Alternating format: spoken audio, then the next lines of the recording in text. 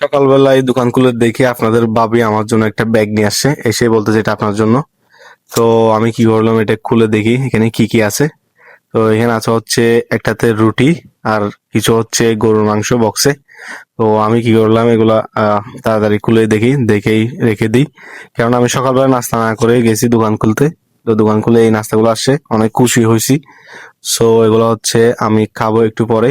তো আমরা হচ্ছে এরকম নাস্তা আসলেই কারো গার্লফ্রেন্ড থেকে আমরা হচ্ছে তিনজনে মিলে এগুলা এই নাস্তাগুলো করি। তো আজকে হচ্ছে আমরা তিনজন ফ্রেন্ড মিলে করব। এর আগেও নুডলস দিছিল, আমরা তিনজন মিলে খাইছি। তো খুব ভালো লাগে, কিছুদিন পর পর একটা না একটা নাস্তা আসে।